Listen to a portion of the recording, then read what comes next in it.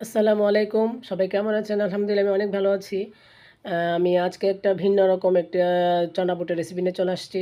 চানা বুট ১ম এ আমি সিদ্ধ করে নিয়েছি, আলুও সিদ্ধ করে নিয়েছি। আলুটা সিদ্ধ হয়ে গেলে ওটাকে ছোটো, ছোটো টুকরা করে আমি পিস করে এটাকে ফ্রাই করে নিয়েছি। আমি চানা বুটে দিয়ে দিলাম। তারপরে দিয়ে দিচ্ছি ৪ টের মতো পেঁয়াজ কুচি, তারপর হাফ পিসের মতো শসা কুচি, ধনিয়া পাতা কুচি, দিয়ে দিব কাঁচামরিচ কুচি, তারপরে দিয়ে দিব ১ চামচের মতো জিরার গুঁড়ি, তারপরে দিয়ে দিব ১ প্যাকেট স্বাদ মশলা। আর কোনো কিছু দিব না, আর লবণটা দিব পরিমাণ মতো। লবণটা দেওয়া হয়ে গেলে আমি এগুলোকে মেখে নিব। দিয়ে দিচ্ছি সরিষার তেল, যেহেতু এটা রান্না করব না, সরিষার তেলটা দিলে চানা বুট একটু টেস্ট হয়। আমি এটাকে একটা চামচের সাহায্যে সুন্দর করে মিক্স করে নিচ্ছি।